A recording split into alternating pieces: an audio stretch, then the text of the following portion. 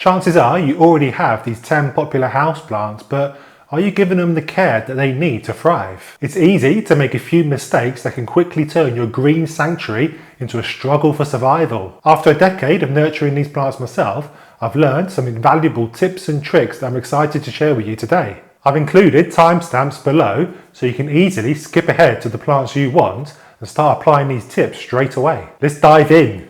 Keeping your Monstera in a pot that is just a little too small for him can be the trick to get him to push out new leaves much faster. This is one of the tricks that I'll share in this video so that you can finally have the best Monstera on the block to proudly show off to all your friends and family. So how on earth does keeping your Monstera in a pot that is too small for him help him grow any better? I mean, we hear all the time about the evils of root boundedness, if that's even a word, and how it can lead to the demise of our little green pals. And yes, this is true for a lot of our plants, but not so much for Monsteras. You see, the problem with Monstera is that they love to grow roots. Give them a nice big pot with plenty of soil to grow in and they'll happily fill that bad boy all day long. It'll be ramen noodles aplenty in there, a right little root party. The problem is though that the plant focuses all his energy on producing roots, he forgets about the leaves. And it's the leaves we want, isn't it? Nice big shiny green leaves with tons of slits and holes in that we can proudly share on Instagram. No one is sharing the size of Monstera roots on Insta after all, and if they are, no one is looking. So check out Moni the monster in my bedroom. She's been with me for a good 5 or so years. She was a wee little nipper when I bought her from IKEA, and she's matured into this handsome lass. For the first few years she was growing at a mildly decent rate. Not spectacular, but decent. That was until I decided to put her in this gigantic orange pot that she's now been calling home for about 2 years. The problem is that she's got so much soil around her private parts that she's just content to just sit there and grow roots all day long. The rate of leaf growth has dramatically slowed since I rehoused her. Now I really should downsize her so that I can start to see more leafy growth action, but honestly I think I'd struggle to do that without creating an almighty mess that Mrs. Sheffield won't be best pleased about. Before the Monstera police come out to get me, I'm not saying that we should all be keeping our plants in tiny pots where they become so root bound we have a muting on our hands. This would be unhealthy for both you and the plant and would actually lead to slower growth and all the anguish that brings. But if you give your Monstera tons of room to grow roots, it will do just that. Grow roots and leaf growth will be slower. So what do we do then, Mr. Sheffield? Basically, your Monstera wants to be in a pot that is a little snug. As snug as a bug in a rug. Clear as mud, right? Well, for your Monstera to be a little snug, it wants to live in a pot that is just about big enough to fit everything in. For a Monstera this size, you don't want to go this big, or this small, but something more like this. Just enough room to pop your guy in and add some soil, or perlite in my case, on the bottom and around the edges. Any more than this and your guy will panic and grow roots and forget about leaves until he feels nice and secure in his new home. This is even more so if you have designs on training your Monstera up a moss pole. The moss pole will effectively be an extension of the pot, so you can go pretty small so that he can grow roots into the moss pole and size up those leaves nicely. And I'll come back to why moss poles are the cheat code for faster Monstera growth later in the video. The other problem with keeping your Monstera in a pot that is too big for him is that the risk of getting your watering wrong increases and your little fella downs tools. All that extra soil around the roots will take much longer to dry out than the plant would probably like, and naughty things like root rot can start to take hold. The trick with watering any plant is to drench the root ball fully until everything is properly saturated and then letting it dry out quickly to repeat the process again. If there is so much soil in the pot that it's taken an age for the thing to dry out, then we have problems. Monstrous problems. The reason this is a problem with an oversized pot is because of the mismatch in soil to roots ratio. If the volume of roots is enough to fill out the pot, then there isn't so much soil to hold on to moisture. This is good. If we have a couple of roots in a sea of soil, then it's good night Vienna. Not good. Now I've got some nifty tricks to help get your Monstera firing on all cylinders coming up, but first, did you know that I send out planty tips and tricks to my newsletter subscribers completely for free every week? Sign up at newsletter.sheffieldmadeplants.com to join the club. Link is in the description. Right, Monsteras essentially need 3 things to thrive: light, water and nutrients. Get those 3 things bang on and we're halfway there to Monstera success. And for the fastest growth, light really is the biggest factor, my plant friend. Keep your plant in a dungeon and it just won't be happy. I've actually tried it and you can see the results in the video in the top right corner. But watch it after you finish this one. That'll make the algorithm gods happy. Now, I bet you've been told that you should keep your Monstera out of direct sunlight at all costs. Well, this is not something I really subscribe to. I know, controversial, right? I find that they do pretty well getting a few hours of direct light on their leaves as long as they're used to it. It's not too strong. I live in the Costa del Sheffield where the sun shines for a grand total of 3 hours a month during the summer, and my Monsteras love a bit of sun. I jest of course, but just know that the sun isn't too strong around here, and this seems to suit my plants that live in east and west facing spots in my house. Even if you are lucky enough to live somewhere where the sun comes out to say hello on occasion, it can still do well in sun, but you probably need to train your dragon first. This just means acclimatizing him to the sun over a period of a few weeks. For the first week, you might try an hour or 2 a day in direct sun and then up that to 2 or 3 hours of sun in week 2 or something. There's no hard or fast rule. This should allow him to become used to getting some extra vitamin D on his skin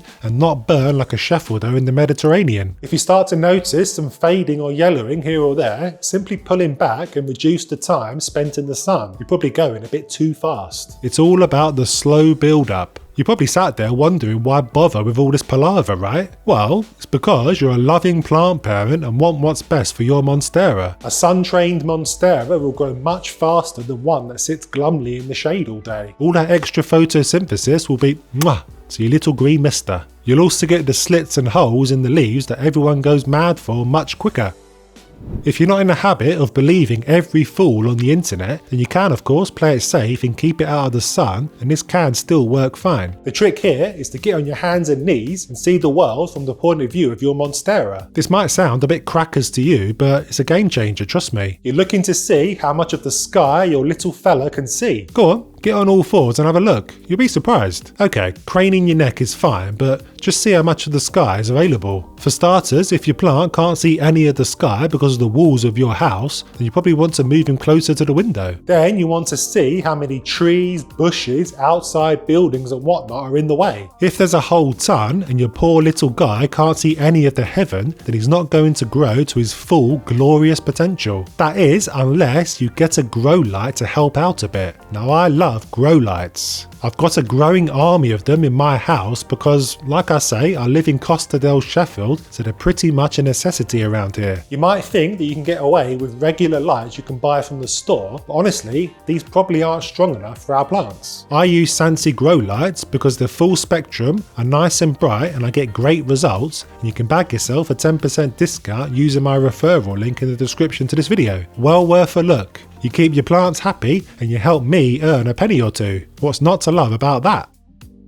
I mentioned moss poles earlier, and honestly, having your Monstera climb up a moss pole is a great hack for faster growth. Now you can stake or support your plant to grow up anything you want, and it will love you for it, from planks of wood to trellises to bamboo sticks. But the thing that will turbocharge growth is moss poles. I say moss poles, but it doesn't actually have to be moss. It could be soil poles. Not quite as catchy as moss poles though, is it? Anyway, I've got this little Monstera growing up this plastic container filled with potting mix because it's a challenge for me to get good moss. Most of the time you see them filled with moss, but if moss is difficult for you to get hold of, try filling them with soil. They're a bit messier, admittedly, but they do a job just fine. So why are moss poles the greatest thing since sliced bread? Because they expand the growing potential of your plant. You'll have no doubt noticed the arrow roots growing out the back of your plant. Left to hang in limbo, they won't do much. In their natural habitat, they use these for support to latch onto and grow up the surrounding trees to access the light higher up. Well, if you've ever propagated a Monstera, you'll have noticed that they tend to be the starting point for the new root system of your cutting, and this is the trick. Allowing your Monstera to climb up a moss or soil pole will encourage those arrow roots to grow into the medium and develop into roots that can draw on moisture and nutrients. Each node that has a leaf then has its own set of roots, and the plant continues to grow stronger and stronger. Not only does this increase the rate of growth, it also increases the size of the leaves, the maturity of the plant, and the number of slits and holes in the leaves. Yay! I'm pretty late to this party, to be honest, and I've only recently added this Monstera to a pole, but I've already noticed a quicker growth rate since doing so.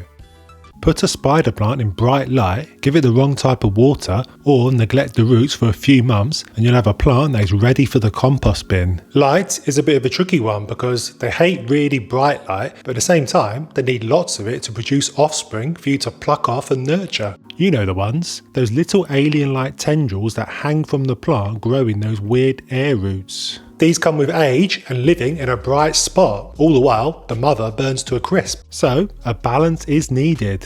Now ideally, you need a spot where the plant can enjoy a decent view of the sky, but the afternoon rays never touch the leaves. You can probably just about get away with some very early morning sun, but no more than that. For me, that spot is right here. So this is an east-facing window, and the sun starts off on the left and quickly moves over to the right out of sight. By 10 AM, this shelving unit doesn't see any direct sun rays touching their precious leaves, but they all get to gorge at the blue stuff all day. You'll know when your little guy is starting to get fussy about the light because those long flowing locks will start to go all crispy brown, the affliction that makes every plant parent rage with fury. Oh, is that just me?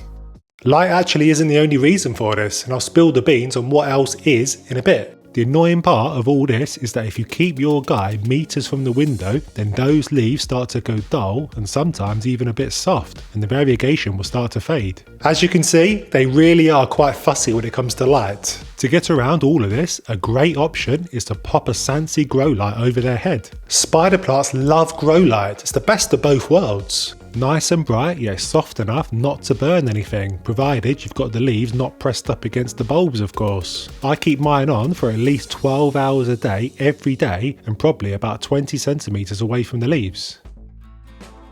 Most of the problems you'll face when looking after this plant, as well as any other plant for that matter, all stem from the condition they're in the store. So let's rewind back to the beginning, because this guy is actually a brand new purchase from a local home base. Yeah, I've invested some pounds and shillings into this very video, you lucky thing. So thank me with a subscribe or something? Basically, when picking out a spider plant to adopt, you're looking for three things. Are the leaves insta-worthy? Are the roots a hot mess? Are there any bugs looking to hatch a ride? So cast your beady eyes over the leaves to check they're not battered and bruised. If anything is looking suspect, like yellowing or browning, then move on. It's not worth the aggro. Next, have a quick check for insects. Disturb the soil and see if anything hops about like little fleas. This would be fungus gnats, the true work of the devil. Check under the leaves and in the nooks and crannies for any webbing. This would be spider mites. Look for specks on the leaves. This would be thrips. And then finally, pop the plant out of the pot and check how root bound he is, or if there are any black roots. And don't worry about the funny looks you'll get. It's your money, not theirs. The colour of these roots is pretty much bang on. I personally don't get too alarmed if I see this. A few too many roots can be easily sorted out with a cheeky repot further down the road. I'd say you can now safely take your new mister to the counter to part with your hard-earned cash. Congrats! Now that your little guy is settled in his new home, you'll need to nail watering. And this can be a little tricky for spider plants because of the nature of their roots. You see, they tend to grow thick, tuberous roots like this with finer roots shooting off, and this can be problematic. The more of these tubers the plant grows, the trickier it is to keep the thing hydrated, because it's easy for the water to skip through when poured on from above. It runs through the pot easily. So what's the solution? Well, it's not as simple as just repotting them to give him more soil, because spider plants actually like to be quite snug in their pot. Now, I reckon bottom watering will be your best friend. Pop your guy out of his cash pot and pour in a good third of the volume of the pot of water and then sit him back down. Water will wick through the pot and the roots will be evenly watered. But Mr. Sheffield, this will rot the roots if I accidentally add too much. It's not worth the risk. Ah yes, well, the solution is simple, my plant friend. Go back the next day and discard anything still left over. Now, as with any plant, the thing you want to avoid most is overwatering, the #1 cause of plant death the world over. Probably. Soft leaves and droopiness are the common signs you need to look out for, plus, sopping wet soil. This is mentioned in my plant troubleshooting handbook that you can download for free. It's tempting to water on a schedule, isn't it? Because we're all busy people and it's convenient to just carve out a time every weekend to do the deed. But the truth is, you're at risk of overwatering your plants this way. The crux of it is this: your little guy will only want to drink when he's thirsty and not to be waterboarded, so it's our job to check the soil first. There are 3 options here. 1. Give him a good fingering in search of moisture. 2. Invest in the world's best invention, the moisture meter. And 3. The slightly more advanced approach of feeling the weight of the pot. Light, then he probably needs a drink. 3 is great, but I have been caught out by this in the past, so it's best only used once you've reached pro settings. Overwatering becomes 10 times harder when the soil he lives in is just right. Not too dense, not too light, but perfectly balanced. I'm not really sure what the soil he came in is, truth be told. If you know, then help a brother from another mother out. Seems to be some sort of wood chips mixture. This seems a little too light to me, but he does seem to be doing fine so far. It's much better to go too light than too dense. It just means you'll be watering more often, which can be a pain, admittedly. Straight up potting soil is probably too dense. We need things like perlite, grit or bark to create those air pockets for the roots to breathe. You see, overwatering isn't really about the water, as daft as that sounds. It's to do with the air. Hear me out. Potting soil has lots of tiny air pockets in when dry, but when it becomes saturated with water, those air pockets disappear. Leave roots in saturated soil for too long, then they haven't got any air to breathe and they effectively suffocate. This then allows rotting bacteria to take hold and attack them, turning them black and mushy. So air is the key, and having the right potting mix will be your best friend. I used to make my own with garden compost and perlite, but not only was this a bit of a faff, it was also perfect for gnats to call their home. So I switched to Cybertanica last year and my plants love it. Their universal mix is perfect for spider plants, and you can even nab a 10% discount with my link in the description. So I mentioned earlier that spider plants like to feel quite snug in their pot, but there is a point where they get too snug and need upsizing. If things get too crowded in there, then there is less soil to provide the plant with water and nutrients, which isn't a great spot to be in. This guy is looking pretty snug, truth be told. It's not surprising really, because they do tend to get fairly root bound fairly quickly. Those tubers are no slouches. I'm actually going to hold off on repotting this guy for a couple of months, because I like to focus on letting new plants get accustomed to their new home before messing with their private parts. When I feel like he's not going to throw a tantrum, I'll repot into a pot that is a decent amount bigger. You'll hear to only go 1 or 2 sizes bigger all over the internet, but this is a rule I like to break, so I'm not having to repot every 3 months. It ain't about that life. Can I get an amen? This would be my pot of choice. Not this, and not this either. So, that other reason why spider plant leaves go brown other than sun damage that I promised earlier. You'll actually see this in my plant troubleshooting handbook that I mentioned before that you can download for free. There are a few plants in this world that hate the water coming out of our taps and melt like the Wicked Witch of the West when poured all over their private parts, and the spider plant is right in that annoying group. He's got Calathea and peace lilies for company, and they're the wrong crowd to be in with. I jest, of course. They won't melt, but they won't like it long term either. Why? Chlorine, my plant friend. The slow build-up of chlorine, or chloramine in most cases now in the soil, causes brown leaf tips on sensitive plants like spider plants. You might be thinking, well, that's fine, I let my water to sit overnight anyway, and this is fine and dandy for chlorine, but most water companies these days are using chloramine, which doesn't dissipate unfortunately. Anyway, there's a much easier solution to leaving copious amounts of water all over your kitchen overnight, and it's something I've been using for years now, and my plants are so much better for it. Water conditioner. A couple of drops of this stuff neutralizes the chlorine immediately, and you're good to go drowning a little mister. Aquarium folks use this to protect their fish from chlorine, and the same logic applies to plants. It's a game changer, trust me. It's linked in my Amazon store.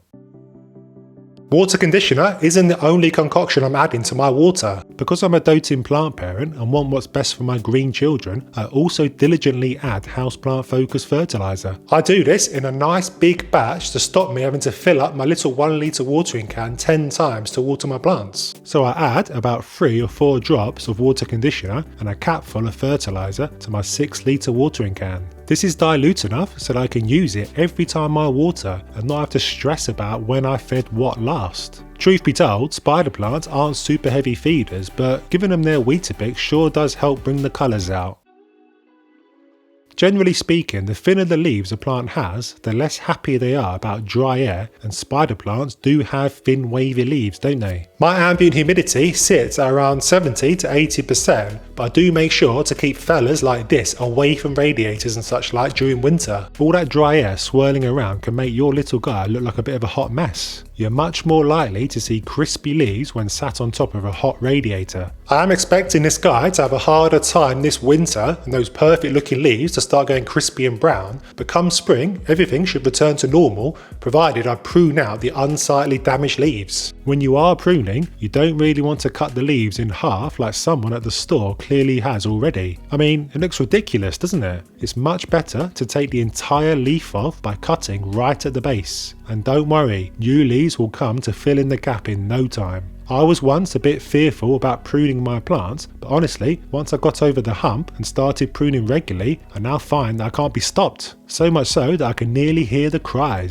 I bet you've got a snake plant sat in the corner of your room that just hasn't grown an inch in the last year. Annoying, isn't it? We all want to see this plant rise like a phoenix and become the glorious specimen he is destined to become. Well, this was happening to me not long ago. Snake plants that weren't doing so much. I was pulling my rather limited hair out trying to figure out why my sucker just wasn't putting on the growth spurt I thought I deserved. That was until I did some digging, realised I've been giving him the things he doesn't want, and changed a few things to make him much happier. He's now sending out side shoots left, right and centre and looking much bushier. So what did I do? Well, there is a cheeky hack I'll share in a bit that is a shortcut to a bushy specimen, but the first thing I did was stick him in the brightest spot in my home. Now, the snake plant is a bit of a celebrity, isn't he? You'll find him in lots of magazines, blog posts and YouTube videos the world over as the pin-up boy for low light plants. He's a real stallion of the zero light world, and folks go wild driving to the shops in their droves to fill their windowless downstairs bathrooms with snake plants after they've been told this fella thrives in low light. The problem is though, this is the greatest cover-up since the landing on the moon hoax. Only joking, I'm not a flat earther, don't worry. But the idea that snake plants thrive in low light is a lie. They don't. No plant does. Well, none that I can think of that you can buy in the local nursery anyway. All plants need and want a bit of vitamin D, even Mr. Snake Plant. Stick him on a sun lounger in the med and he won't even reach for the sun cream. He just sit there basking in it all day. And I fell into this light trap not too long ago, plonking him in the darkest corner of my room, expecting him to be living his best life. He wasn't. He just sat there all grumpy, refusing to put out any new leaves. I wasn't happy with him, and things got pretty heated, I'm ashamed to say. Anyway, this is exactly what they do, and why they're held up in such high esteem in the zero light community. They just sit there and take ages to die. Just like a ZZ plant. The cheek. The longer a plant takes to die, the more suitable it is for low light apparently. However, stick him in a place he wants to be and we've got a much happier fellow on our hands. Don't put him in a bright spot and you're doing him a disservice, my plant friend. And unlike most tropical plants in your home, they will do well in direct sunlight. I know, shock right? That goes against everything you've ever read about them, but the truth lies in where their natural habitat is. In the savannas of tropical West Africa, typically Nigeria, where they thrive in semi-arid conditions with plenty of sunlight. Plenty of sunshine, my plant friend. It's this sunshine that allows them to keep that upright growth habit. That's right. If your plant has leaves that are lanky and bending over, it's most likely not getting enough light. It needs the good stuff to stay strong and proud. I always say we should try and mimic the natural habitat of our plants as much as possible in our homes, and with this guy, this means giving it plenty of sun. A good 6 hours of sun at least. But Mr. Sheffield, I put mine in direct sun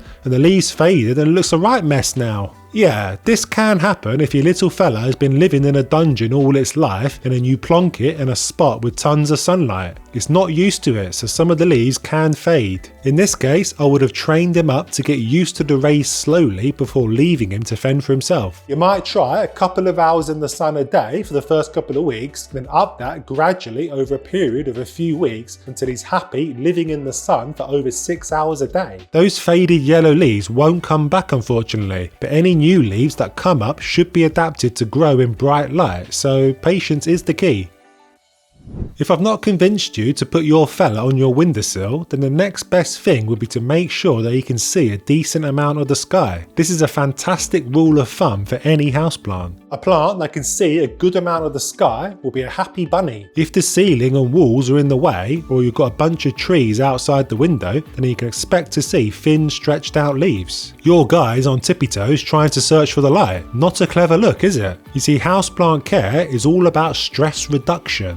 No, not for you, for your plants. If something looks weird, then it's likely because he's stressed and you need to fix something. Thin, lanky and bending leaves is the most common sign of anxiety for snake plants and pretty much always means they're craving more vitamin D. Now if you're looking around your home shedding a tear or two because you've realised you can't give your little mister the thing he wants most in the world, then don't worry my plant friend, all is not lost. If you want the happiest snake plant on the block despite your situation, then grow lights will be your best friend. My house faces east or west, plus I live in Sheffield, so conditions aren't ideal for me to have the happiest plants on the block, which is why I have a bunch of Sansi grow lights dotted around the house. They're great because you get to play God and stay in control of how much light they get and for how long, plus they're LEDs, so not too painful on the wallet. And at the risk of making all this sound like a shameless plug to ship some lights, you can check out my link to Sansi in the description of this video and details of a 10% discount you can nab. A nice little habit to get into with snake plants is letting all sides see that precious view of the sky. And that just simply means rotating them every once in a while. I normally do that every time I water, which we'll come back to in a little bit by the way. Rotate him 90 degrees or so that all the leaves get to see the sky. Makes for much more even growth rather than raising a lopsided creature from the Black Lagoon. To really get our snake plant firing on all cylinders, a pro move is to make sure we get him scrubbed up for Sunday best. A thick layer of dust and grime on the leaves of our little fella is the same as applying factor 50 on our skin when sitting in the sun. The sun has a hard time getting through that layer to work its magic. The best and easiest way to correct this is to take him outside or into your bathroom and hose him down Shawshank style. Get in all the nooks and crannies and relieve him of all your dead bits of skin. And I like to do this every couple of months. Honest, I do. But Mr. Sheffield, surely drowning him with a hose like that will kill him from overwatering. Ah yes, overwatering. One of the main killers of the snake plant the world over. If you think hosing him down in this manner will kill him, you've been misinformed, my plant friend. And this is something that used to really puzzle me not long ago. Plants hate overwatering, so we must be really careful not to get the soil too wet, right? An easy trap to fall into, and one that will turn your snake plant into your arch enemy. Give him a little dram of water and this spells disaster for him. It's not enough. Overwatering is much more about frequency than volume. Understanding this was a game changer for me and really put my mind at rest when it comes to watering my collection. You see, overwatering stems from having saturated soil around the roots and depriving them of oxygen. It's the lack of oxygen that is the killer. As long as we let the soil dry out before watering again, we can drench that root ball as much as we like. It really doesn't matter. You can't get it too wet. Do it every day or let it sit in a swamp and we start to have problems. Get the watering right, mainly by waiting for the soil to dry out completely and then watering, and you'll have a happy plant ready to push out new growth. To do that though, we do need to make sure he lives in soil that is not prone to getting all swampy. What on earth does that mean, I hear you wail? Well, have you ever repotted your snake plant and been surprised at just how small the roots are? They really don't grow massive root systems, and this makes the soil they live in all the more important. Sit them in soil that is heavy and clay-like, and root-rotting bacteria will have a party and you can say goodbye to your beloved plant. Keep it in a free-draining, chunky mix with bits of bark, perlite and whatnot, and we're laughing. I switched to ready-made soil mixes from Botanica last year and I've not looked back. My plants are much happier. They've got mixes for pretty much all types of plants on their website, and you can bag yourself a 10% discount at checkout by using my link in the description. Right then, that hack I promised for a super bushy specimen in no time then. You might be wondering if you can propagate your snake plant and make more and more plants. And the answer is, well, no. I mean, you can take a cutting of a leaf, pop it in water for it to grow roots and stems, sure. But the truth is, you'll be waiting an eternity to get an actual plant you'd be proud of. They take ages to grow roots and new shoots, and in my opinion, it's just not worth it. If you are a patient person, then have at it, but a far better way is to propagate by division. But even then, you've still got to wait for the piece you pulled off to grow new shoots, and in the meantime, you've got a bunch of straggly looking plants in your home that you've just divided. If you really want that bushy specimen, then a nice simple hack is to combine plants. Grab 2 or even 3 smaller plants and stick them all in the same pot for one lush, beautiful specimen that looks like you've been lovingly growing for years and years. Your friends and family will think you're a snake plant growing whisperer. The beauty of the snake plant, as I mentioned earlier, is that they don't grow big roots. They're thin and pretty sparse, unlike our friend the Monstera with her giant ramen noodles. This makes combining plants together a doddle. No need to worry about root boundedness. Something epic to show off to all your friends and family then, and what's not to love about that? Do you have a fish tank? When you change the water, are you pouring it down the drain? This, my plant friend, is a wasted opportunity if you have any plants in your house. That water is laced with fish poop and whatnot, and while it might sound gruesome to you to have a drink, your snake plant will be frothing at the mouth to get his hands on all those extra nutrients. If you've not got a fish tank, then you should definitely be fertilising your guy on a fairly regular basis. Admittedly, they're not super big feeders, but every little helps, right? I use Houseplant Focus, and a little trick I do is to apply a diluted amount of feed to every watering can. The packet says to add a teaspoon to every second watering, so I add half a teaspoon to every watering. And it's because I'm not the brightest spark in the electrical box, so I often forget what I fertilise last and when, so this helps me by not having to remember. If you want to have a fit and healthy cactus in your home, then you should be watering him like this. Not like this will not get the job done. You might think giving him this amount of water will only end up killing him, and this is where one of the many misconceptions lie about cactus. That we should never give them water, and on the rare occasion we actually do, we should only give them a trickle. Just enough to wet the beak, so to speak. But this is not the way, my plant friend, and to understand why, we need to think about their natural habitat and the conditions they normally experience.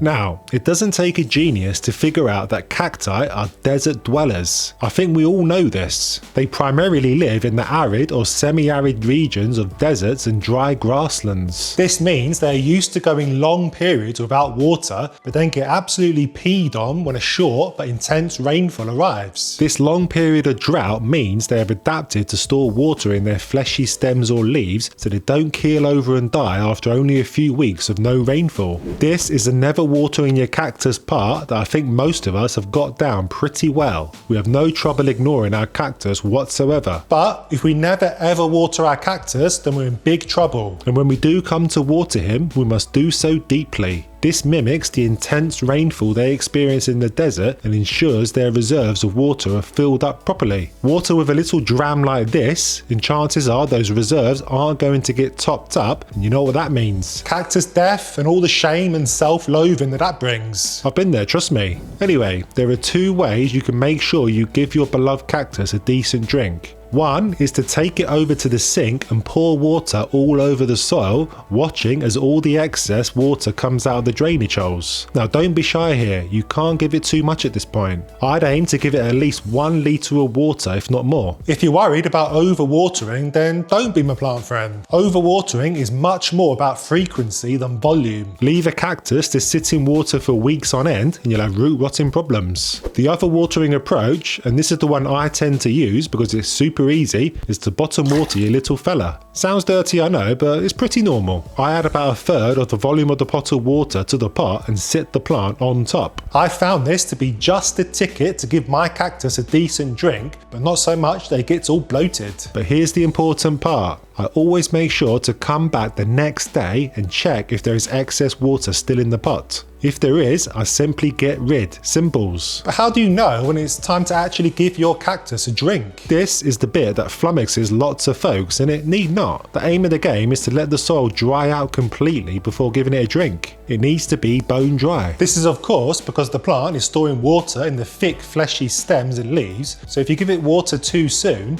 you risk turning your plant into a mushy mess. But don't worry too much about that. As long as you're not giving it water every week, you should be fine. And by the way, mushy stems is one of the plant problems I cover in my Plant Problems Troubleshooting Handbook that you can download completely for free by scanning the QR code on the screen now or following the link in the description to this video. It'll get you out of a jam the next time something untoward happens with your plant, like yellowing, wilting or droopiness, and it's all completely for free. Check it out.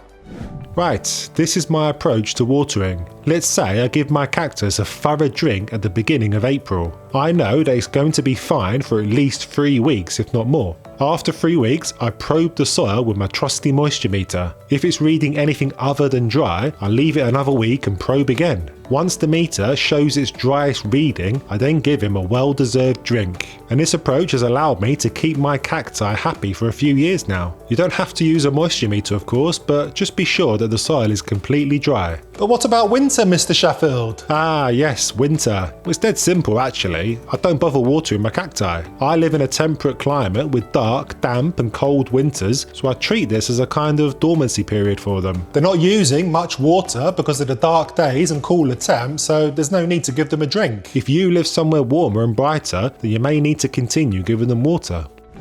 Now, the neat thing about cacti is that they will often grow these weird offshoot ball things, making them look even more alien-like. Did you know these are little pups that you can easily pull off and plant them into separate pots to nurture into adult cacti? This cactus was actually a gift given to me by Mrs. Sheffield's aunt that she propagated from her plants. Now, those babies are all grown up and expecting, ready for me to continue the circle of life. Obviously, doing so is a bit tricky, what with all those nasty thorns ready to slice and dice me the best chance they get, but I like to use some metal tongs to pry them off and plant them into little pots. Now, I should mention that once you've pried off the offshoots of your cactus, a safe bet is to let them callus over for a few hours to prevent rotting when you pot them on. Make sure you use nice chunky soil, give it a drink and place somewhere nice and bright. You can truly call yourself a plant parent now. The key to watering success is the soil they live in. Remember, they live in dry desert regions and grow in sandy, gravelly or rocky soils that drain very quickly. This means water is not sat around their roots for long, oversaturating their fleshy stems. So stick a cactus in a heavy soil meant for the garden and you're in for a rude awakening, my plant friend. So use a well-draining potting mix. But what does that even mean? It's just a fancy term for soil that has bits and pieces like bark and perlite added to it to increase air pockets in the mix that then allow excess water to easily drain through, mimicking the porous nature of the native soil. This means the soil mix dries out much quicker than if you just use topsoil, and this is perfect for cactus health. Equally important to getting the watering right for your cactus is the pot it lives in. There's really no need to complicate things here. Just keep it in a plastic nursery pot with drainage holes in the bottom, particularly if you're new to cacti. Simples. To make it less ugly, of course, you could pop it into a nice decorative pot. Plastic pots with drainage holes makes bottom watering possible and allows excess water to flow out of the bottom if you choose the sink method. This makes it much harder to kill your plants with kindness. You most definitely don't want your cactus sitting in a pool of water for too long. So that's your watering nailed. Now let's talk about another common misunderstanding when it comes to cactus care: light. Cactus love sun, right? The more the merrier, you might think. I mean, they bask in it all day in the deserts of their natural habitat, and we should mimic this as much as possible, right? Sort of. It is true that they need exposure to a decent amount of direct sun. We're talking at least a good 6 hours for optimum health for most cacti species, but you need to be careful. They also need some protection during the hottest part of the day, especially if you live somewhere with scorchio summers, which isn't much of a problem for me here in Costa del Sheffield. So if you can filter sunlight or give him some shade during the hottest part of the day, it'll prevent sunburn and overheating, and you'll be plant parent of the year. Like I say, this isn't really a problem for me. The sun rarely comes out to say hello around here, so I leave mine to sit in the sunniest spot in my home all day, and they're happy as Larry. So basically, the aim of the the game is 6 hours of direct sun, but watch out for midday sun if you live somewhere hot. By providing your cactus with the light he needs, you have a much better chance of him rewarding you with a bouquet of flowers. So how do you know if the light you are getting in your home is bright enough for your cacti? Well, I've got this light meter that tells me just how bright a particular spot is in my home, and I found it to be very useful. I think there are apps on your phone that do the same thing, but maybe less reliably, but you should be able to get a steer anyway. You want light as near to 1,000 foot candles as possible to mimic the bright light they need. And what do you do then if you're not able to provide yours with what he wants? Maybe you live somewhere where the sun is blocked from coming into your home for a few hours of the day. Well, to get the best out of your little friend, you might consider adding a grow light to the mix. Grow lights are great for any plant because you get to play God and have total control over how much light our little buddies are getting and for how long. That's light, water and soil covered. What about fertilizer, Mr. Sheffield? It's pretty simple really, because cacti have adapted to survive in nutrient-poor soils in their natural habitat. This makes things easier for us, probably. So they're used to growing in environments where nutrients are scarce and have developed nifty tools for conserving and using the limited nutrients available to them. So give them a very light feed during spring and summer and cut back entirely in the winter if your winters are cold and dark and the plant has stopped growing. It's much better to under rather than over fertilize these bad boys, because you start to see issues like root burn and salt buildup in the soil. I typically give mine a feed of houseplant focus every couple of months during the summer, and that's it. You might want to consider giving a cactus specific feed though to make sure everything is in order. So you've got cacti sussed out now. Want to turn your jade plant that looks like this into this? Well, I've got just the tips to help you do that, my plant friend. And the good news is that it's nothing too complicated. There are just a few things you might not know about this plant that will help it grow into the sexy beast of your dreams in no time. Let's plow on.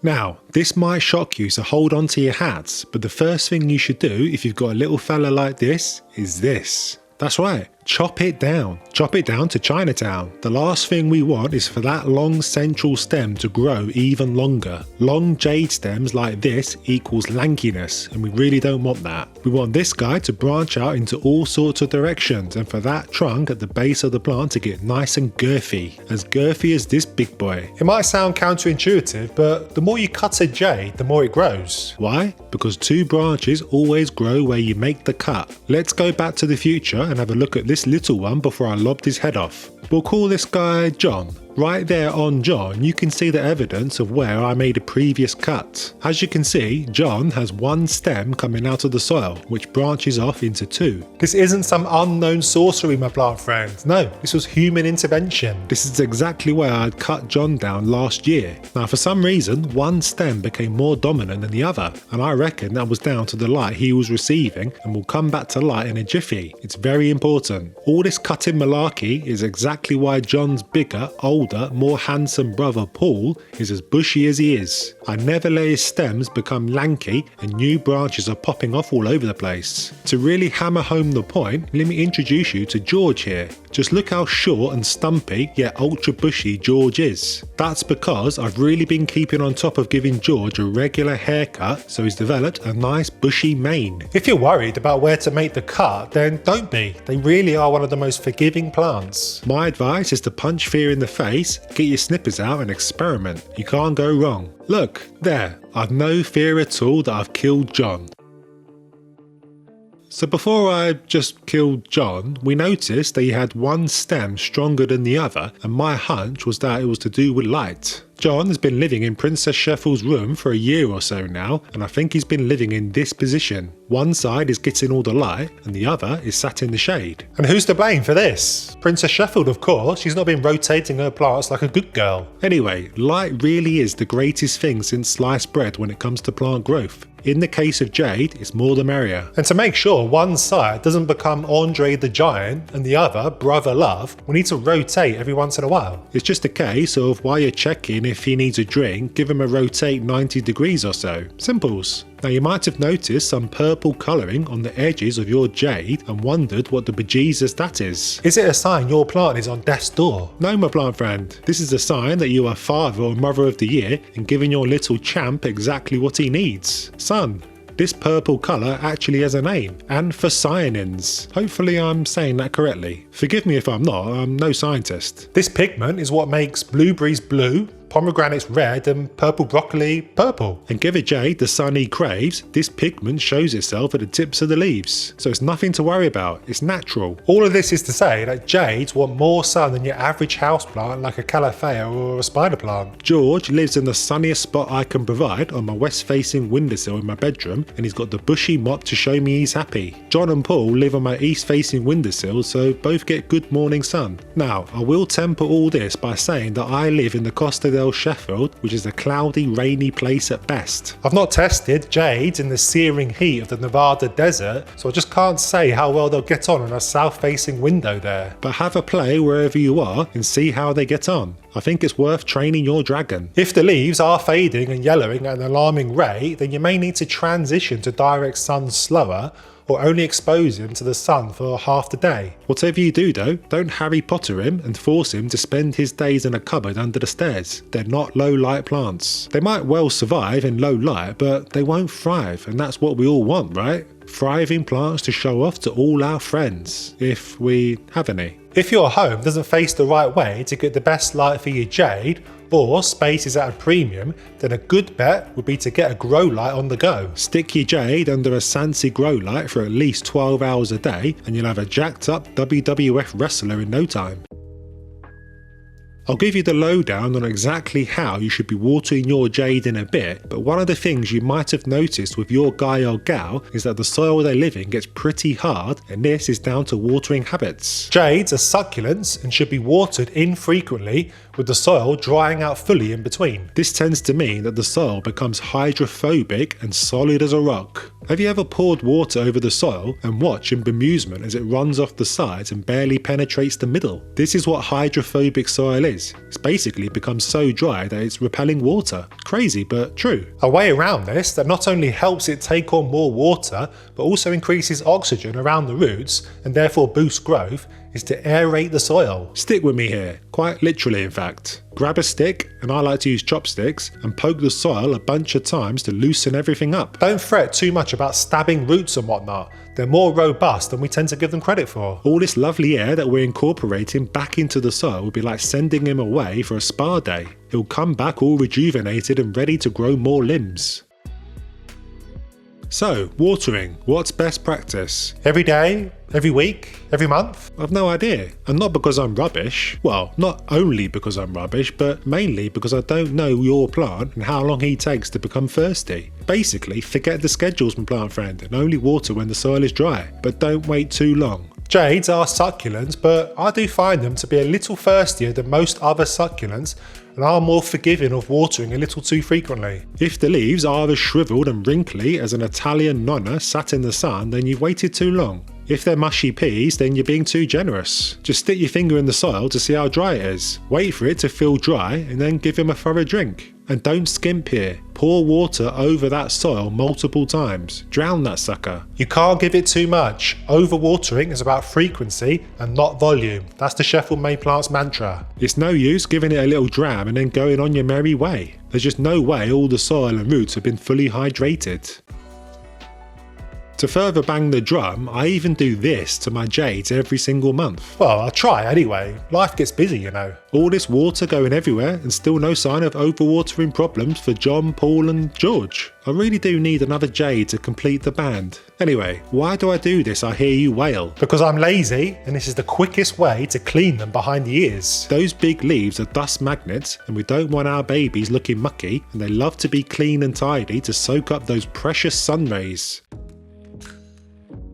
So I talked about oxygen around roots a bit earlier, and you might have been wondering what the sausage I was talking about. Oxygen and roots are like sausages and mash, or something. The thing that will bring down your jade quicker than a hot air balloon that has run out of gas is a lack of air caused by saturated soil. Saturated soil lacks oxygen, and when roots are sat in a murky puddle, they rot and die off. So we need to get two things right. Well, three things actually. First is watering, and I've already covered that. Second is making sure your your guy lives in a pot with drainage holes so that excess water can easily escape. And third is making sure we use the right soil. The right soil is simply one that is chunkier than the chunkiest of monkeys. Normally it's got bits of bark, perlite and sand etc. so that water doesn't linger around too long like a fart in an elevator. Now I switched to pre-made mixes from Cybertanica last year and my plants have never been better. Look, they love me for it. So what of repotting then? When, how and why, right? To be honest, jades don't need repotting super often. I normally repot when they start to look like a bodybuilder that hasn't been working on his legs. It's good to keep things in proportion and I find it's a good rule of thumb to follow. Paul is looking a bit puny at the bottom, so I could do with upsizing him. Now that I think about it, it's been about 2 years since his last nappy change, so he is due. Now I don't normally mess around with the roots too much unless things are super tied up. I give him a little tickle here or there, mainly because it makes him giggle, and then plop him in his new home with nice fresh soil from Cybertanica. But here's the crucial part. I always water him after repotting. Always. Even if I only gave him a drink yesterday. It settles the soil around the roots and gets rid of the air pockets. This is super important for jade health. Your plant won't die by giving a few extra drinks in quick succession. Trust me. You're probably sat there screaming at your phone, making a scene wherever you are, shrieking why I've not talked about fertiliser yet. I mean, we should fatten up our jades as much as possible to get them going, right? Not so much. Jades don't tend to be massive feeders. Sure, they're like a lunch like everyone else, but it's not going to be the thing that explodes their growth. Light and root health are the keys to that particular kingdom. So I just give John, Paul and George houseplant focus like all my other plants and that seems to work just fine. You've just brought home a stunning pothos plant perched proudly on a burlap moss pole with visions of it cascading majestically in your living room for years to come. But hold on a second, there's a catch. What happens when the pothos reaches the top of that pole? Spoiler alert, it's not going to be happy. It's a mistake I made myself, thinking I struck gold with this setup. I mean, who wouldn't want a lush climbing pothos, right? But as it turns out, pothos plants on burlap moss poles can be more trouble than they're worth. So here's the problem. When your pothos hits the top of the pole, it essentially runs out of real estate. That's right, nowhere to go, nowhere to grow. It starts to loop back on itself, leading to a tangled mess rather than the graceful climber you envisaged. It's like hitting a plant growth dead end. Now don't get me wrong, pothos are climbers by nature and love to reach new heights, but they need a pole that can grow with them. Burlap poles might look eco-friendly, but they're not extendable like their plastic or modular cousins. You see these beautiful plants in the shops all the time, don't you? The trouble is, the shop is just selling you a problem that you're going to have to sort out further down the line. This guy has nowhere to go but spiral back down the pole like a confused snake. And it's a real shame when you consider how pothos thrive on reaching upward and spreading their beautiful leaves. So what's the solution? If you want to help your pothos live its best life, consider using an extendable pole system that can be lengthened as your plant grows, like this fella. This way, you'll be giving it the freedom to stretch out and keep climbing towards the ceiling where it belongs. And trust me, your pothos will thank you with lush, vibrant foliage, and who doesn't love that? So you just picked up a gorgeous pothos from the nursery with its lush vines neatly attached to a moss pole. Running out of real estate isn't the only problem you'll face. You see, on closer inspection, you notice something amiss. The stems seem to be stapled to the pole. When growers staple the stems to the moss pole, it might create a neat and tidy appearance for the showroom, but it's a shortcut that comes at the cost of your plant's health. Those staples puncture the delicate stems, leaving them vulnerable to infections and disease. Over time, this can cause sections of the vine to die back, leading to unsightly brown spots and stunted growth. And that's not the only issue. The staples can actually prevent the plant's natural climbing behaviour. Pothos have aerial roots that naturally seek out surfaces to grip and climb, but when they're pinned down with staples, they can't engage with the moss pole the way they're meant to. Instead of robust growth, you might notice your plant struggling to attach itself, leading to weaker stems and less vigorous growth. It's why they've stapled the stems all the way to near the top. Then there's the challenge of removing these staples. It's a painstaking process that requires careful handling to avoid further damaging the plant. You risk tearing the stems as you try to free them, which can set back your plant's growth even more. So what should you do if you find yourself with a stapled pothos? I try my best to carefully remove the staples, hoping for minimal damage to the plant. And once they're off, use soft plant ties like these to gently guide the stems back onto the pole, allowing the aerial roots to naturally anchor themselves. Right then, let's talk about something I learned the hard way, not pruning my pothos nearly enough. I used to think, hey, let it grow wild and free, but it turns out that's not always the best plan. When you don't prune your pothos regularly, things can get a little out of control. Those beautiful trailing vines can start looking scraggly and bare, with long, thin stems and fewer leaves. Not exactly the lush, full look you're going for, right? You see, without pruning, your pothos can become a bit of a mess. The plant focuses its energy on extending those vines instead of growing healthy, vibrant leaves. You might end up with a lot of leggy growth where the vines get long and spindly with big gaps between the leaves. Pruning is like giving your pothos a little makeover. It encourages the plant to produce more side shoots and bush out, making it much fuller and healthier. So don't be afraid to grab those scissors and start snipping. Cut right above a leaf node, the little bump where the leaf meets the stem, and you'll encourage new branches to grow from there. It's like giving your plant a fresh start.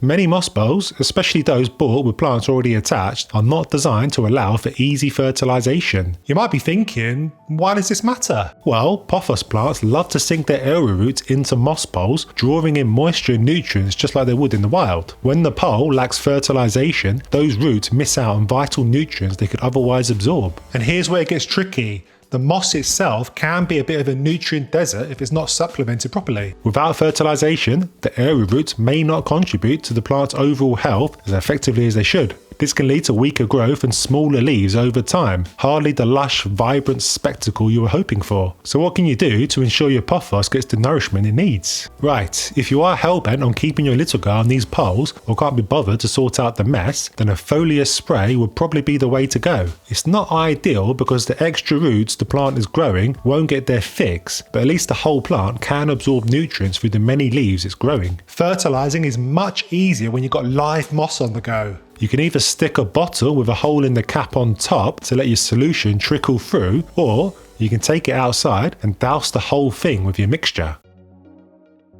So you probably heard that you should stop fertilizing your pothos in winter. I used to think the same thing, but it turns out that's not the best idea. Here's the thing, even in winter, your pothos isn't just sitting around doing nothing. Sure, it might not be growing like a weed, but it still needs its nutrients to keep chugging along. It's like trying to get through winter without your morning coffee. Not fun at all. I made this mistake myself, thinking I'd just give my pothos a break. But what happened? The leaves started looking a bit sad and the whole plant seemed to be sulking. It's like they were saying, hey, where's the food? And let's not forget that every home is different. Your gaff might stay nice and cozy even in winter, so your pothos might be thinking it's still summertime. If you just stop feeding it, it's like telling your plant to live off air and sunshine. Not great. So what's the plan? Well, instead of pulling the plug on fertilizing entirely, just dial it down a notch. Use a weaker mix and do it less often. That way you're still giving your pothos what it needs without overdoing it.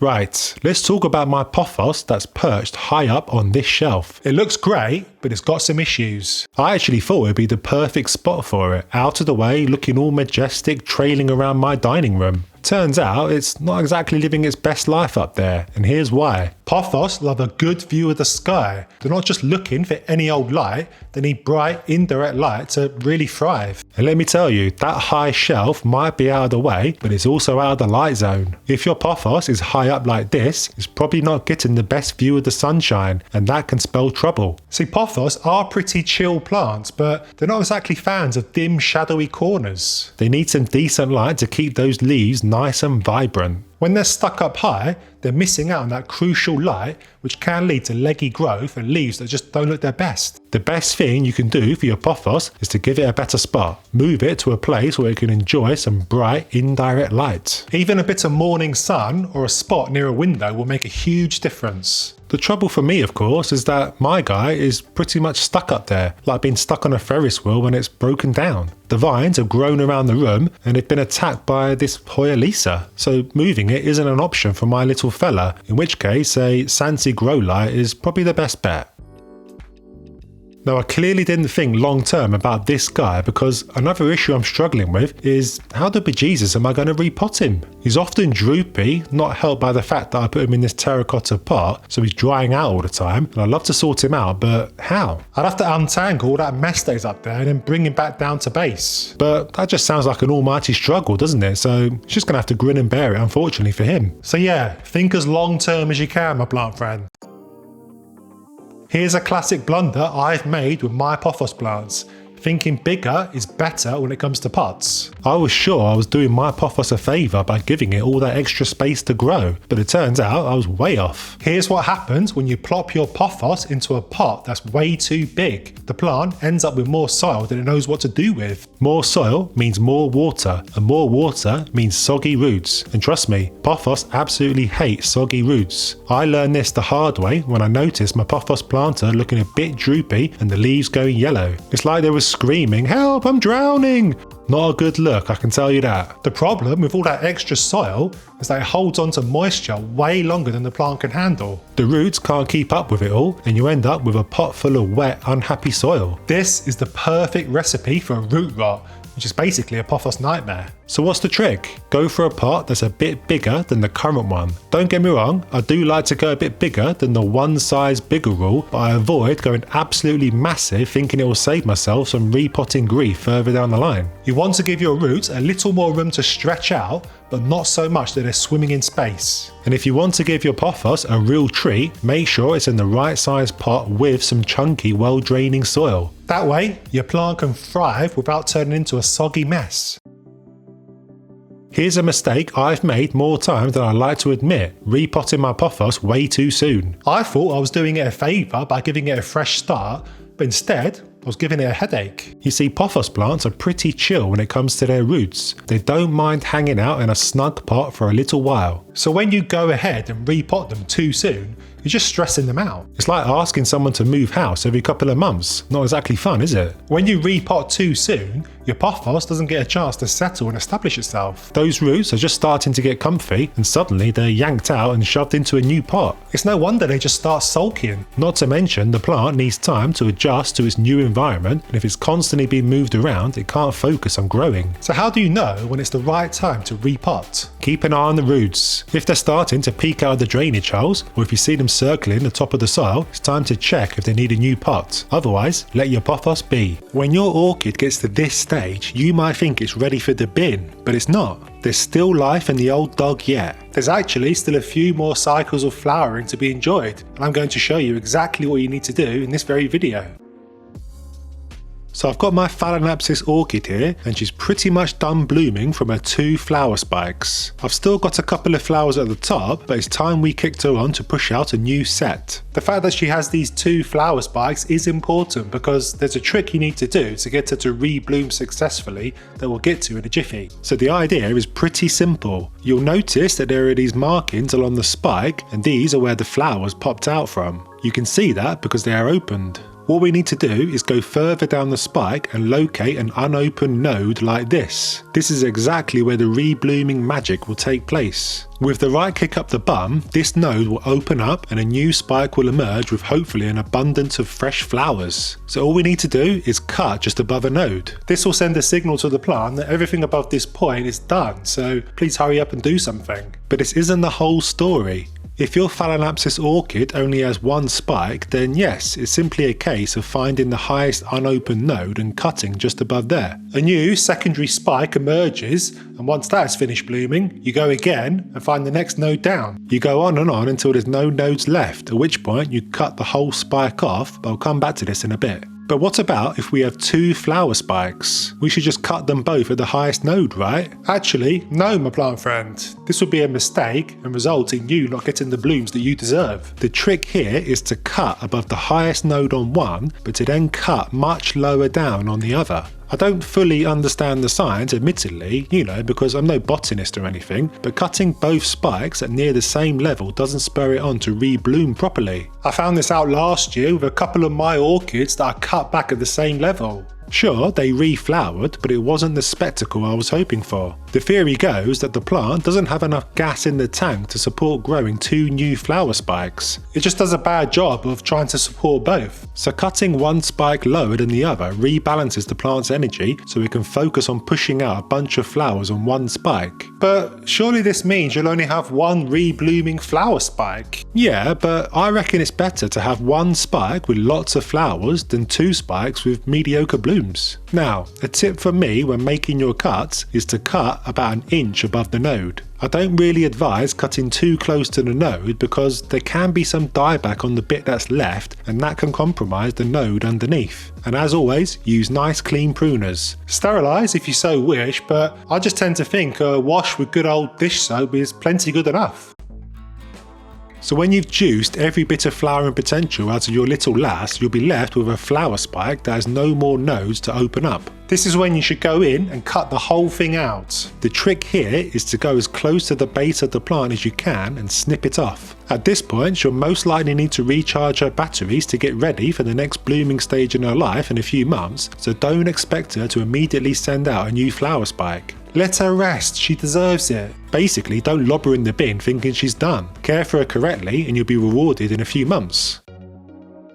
When all is said and done, she'll look like this. A few leaves and a set of straggly roots. Not a beautiful masterpiece, sure, but well worth sticking with. We now need to take care of both her leaves and her roots, and there's a few things we need to get right to set her up properly for the new round of flowers. Sorting out these roots now, after she's finished flowering, is the perfect time. You will almost definitely have crispy roots like this on yours that need sorting, plus the medium she is living in can probably do with a refresh, so get her nappy off and get her bare bum out. The great thing about orchid roots is that they're nice and chunky, so the untangling is nice and easy. Plus, yours should be living in bark or some kind of moss, so getting the old material out should be fairly straightforward. Once you've got the roots untangled and the old medium out of the way, cut out any roots that look dry and grey like this. This is not hurting the plant in any way, it's actually doing it a massive favour. Dead roots like these are just going to rot and end up causing problems for the plant further down the road. Now that the orchid is finished blooming, we want her to focus on growing new roots and new leaves, and cutting out anything old and manky is essential. This is what new healthy roots just before blooming looks like. A bit alien-like, aren't they? But thick, green, plump and juicy is just what we're after. The aim of the game now is to repot her into some nice fresh mix. I like using bark because it's nice and simple, and I get mine from Cybertanica using my 10% discount you can nab in the description to this video. Now, a big tip for me when repotting these bad boys is never put them in soil. Moss does a job, but definitely no soil. Orchids naturally grow on the bark of trees, so they would suffocate in soil. A tap here, a bang there and done. All repotted into nice fresh bark.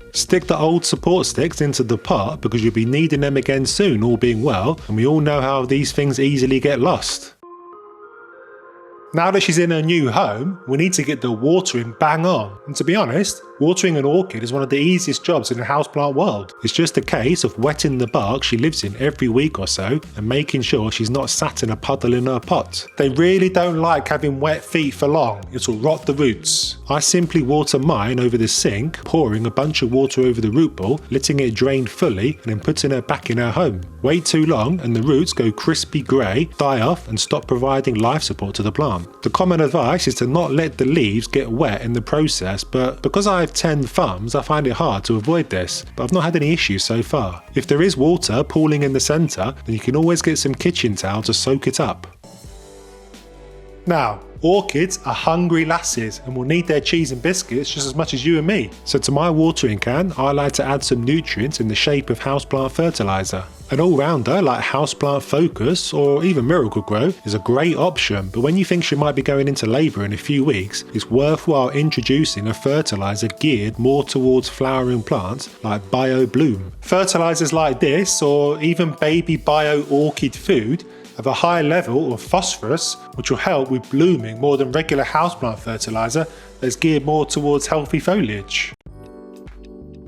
So that's the roots more or less taken care of. The next part is looking after the leaves. After your orchid is done blooming, she'll want to push out a fresh set of leaves to make the most of the sun, and we need to make her comfortable enough to do this. The more success she has at pushing out new healthy leaves, the healthier she'll be overall, and the more likely she'll reward you with plentiful blooms in a few weeks. So pop her in a spot that gets a good view of the sky. That's it. That's what all indoor plants want, a good view of the blue stuff. A little indirect sun is probably okay, but I'd avoid summertime mid-afternoon sun hitting the leaves. Those leaves will crisp up in yellow in no time. Early morning and evening sun is just a ticket for me, but have a play in your climate and keep a beady eye on the leaves.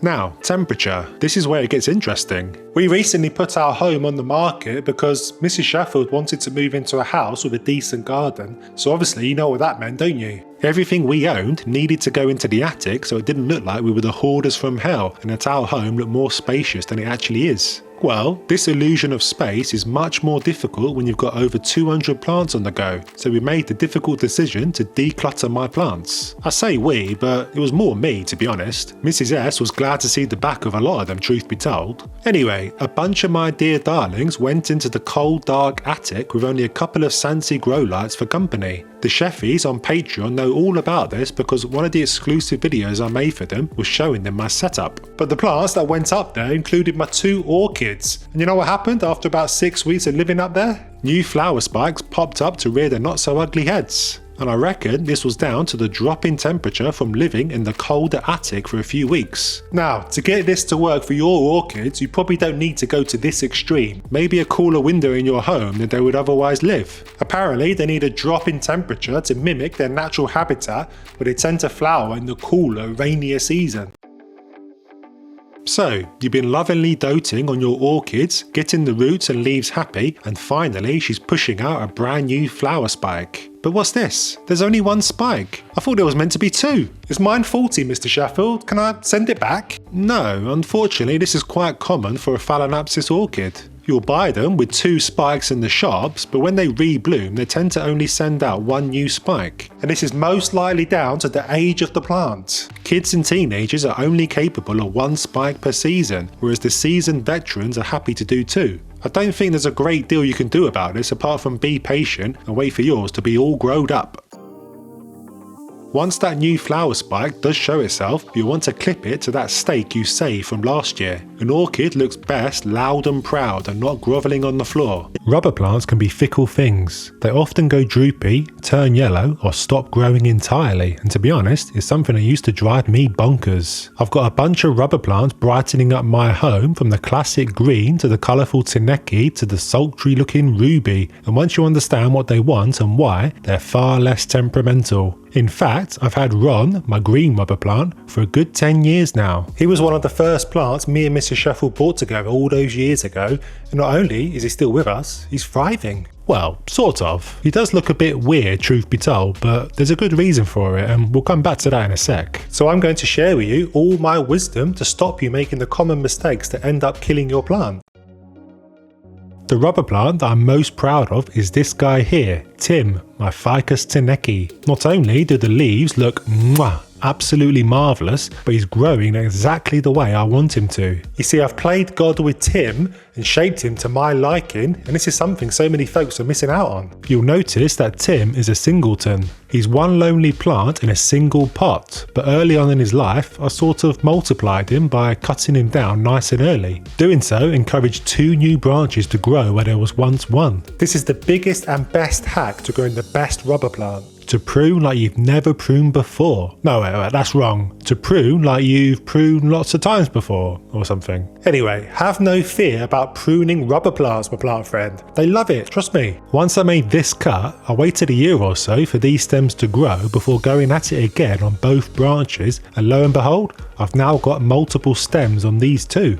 It's early days of course, but just imagine how majestic Tim is going to look with all these flowing locks. I'm well jelly. And check out this section. It seems God was smiling on me that day because I've been rewarded with 3 stems where there was once 1. This is rarer than a 4-leaf clover, let me tell you. Now, all this pruning excitement does come with a caveat. Life really is like a box of chocolates. You never know what you're going to get. You'll never kill the plant by pruning, but you might not get the branching you hoped for. If this happens, then have absolutely no fear about cutting the same stem again, while whispering a stern warning in his ear that he better grow back how you want. He should get the message.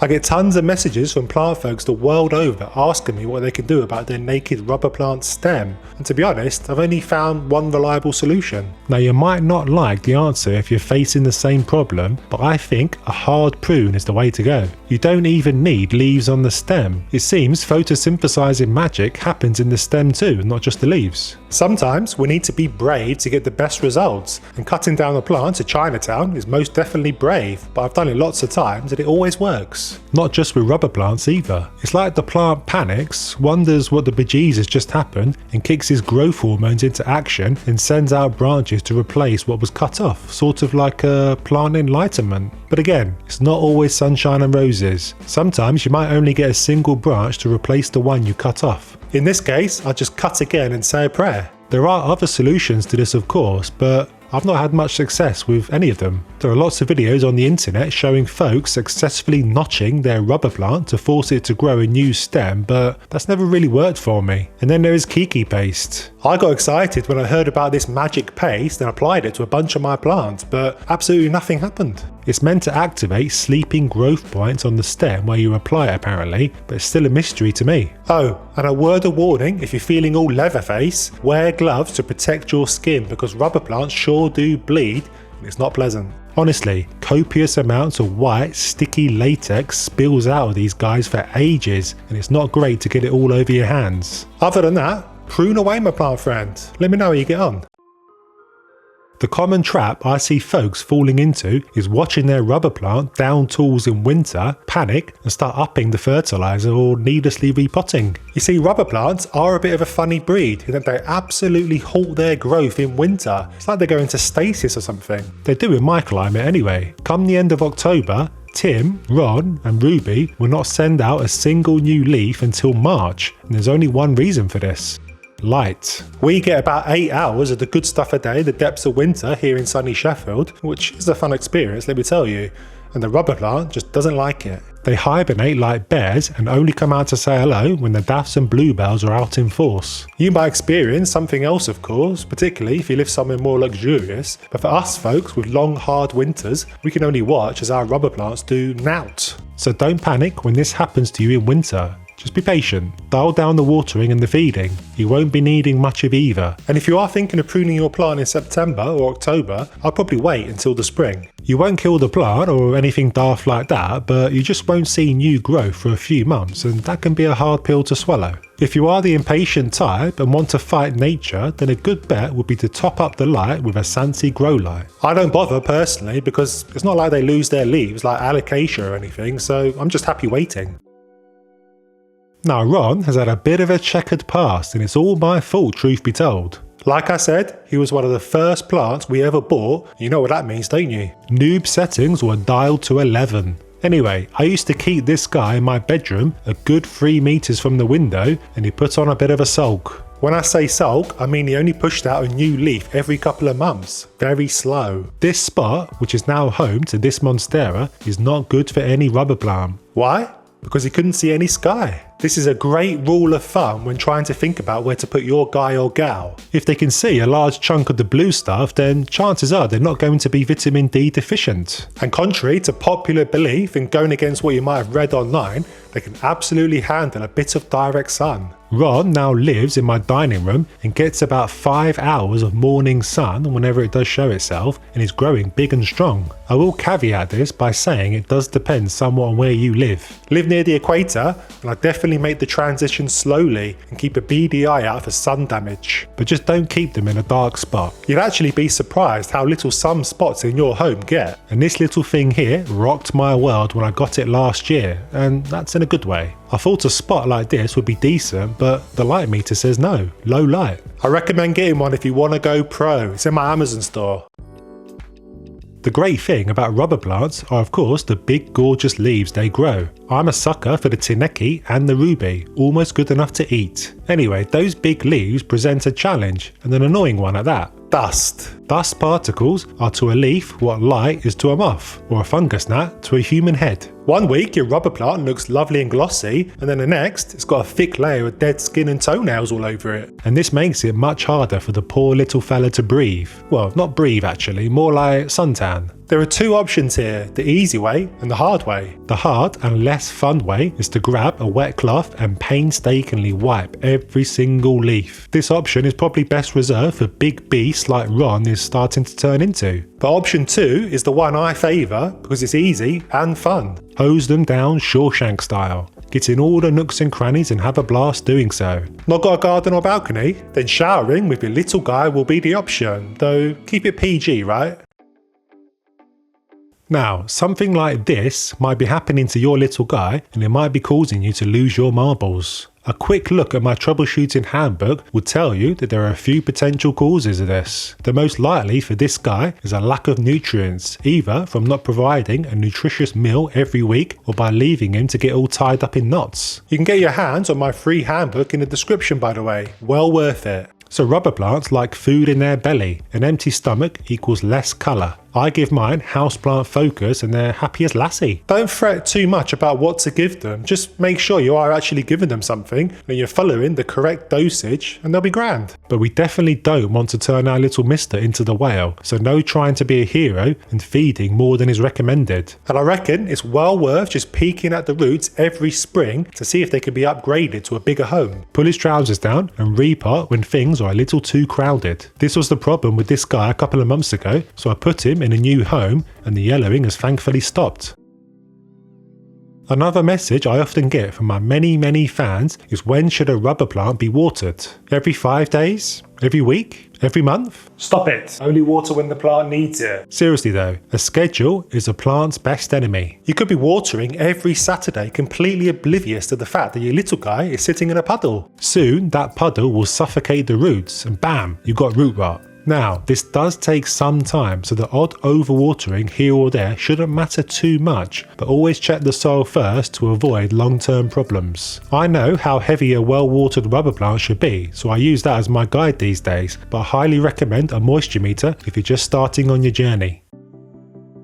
Overwatering becomes much easier when your little mister is living alone in a 5-bed mansion. That mansion can hold on to far too much wet soil for too long, which ain't good. A 1-bed apartment will do just fine. You might think that a big pot is the hack to make yours grow much quicker, but that doesn't really happen. It's much better to keep everything in proportion. And then there is soil. I used to keep Ron in a heavy potting soil without any perlite or anything, and he showed me just how grumpy he was. Dummy and Pram spring to mind. When the soil is fine and dense, it holds on to too much moisture for too long, and this is not good for roots. I switched to Cybertanica soil mixes a while ago, and Ron and Tim love it as much as pigs in mud. There are 2 types of philodendron in the world, and not knowing which type you have will make your plant seriously unhappy. It's a mistake I made not too long ago. This is my Philodendron Mammy Eye, and I bought her during a shopping trip video I did for the Sheffies on Patreon a few months ago. Sign up for weekly bonus videos, by the way. The problem is that I went against my own advice and bought her without doing so much as a lick of research. I excitedly brought her home and immediately put this moss pole up against her bum. Now, if you know anything about this particular philodendron, then you'll be screaming at your TV, "That's not a climber, dummy," and you'd be right on both counts. I got this all backwards, you see, and only decided to do a cursory search on Google after I'd gone through all the trouble of making a mess in my kitchen with moss and whatnot. And what did I find? That there are 2 types of philodendrons, climbers and crawlers. Me being the noobiest of noobs, I hadn't realised this. So this little lass that I've shoved the plastic pole up her backside is looking at me as if I've no clue what I'm doing, and she'd be right. But it served as a valuable lesson to me to always check what the plant wants before doing anything. I'd seen all the Insta pics and YouTube videos of folks showing off their glorious philodendrons on moss bowls, and I thought, I want me some of that. But who knew they don't all want to climb? Yeah, just me apparently. I did the same thing to this Gloriosum too, although in my defence it was bought on the same day as the Mammy Eye. I put this guy right and he's crawling along nicely in his pot now. If you see your philodendron doing this, then chances are he's a crawler and not a climber. The trouble is, of course, that he's going to run out of room, so I guess I need one of those rectangular planters for him to spread his legs.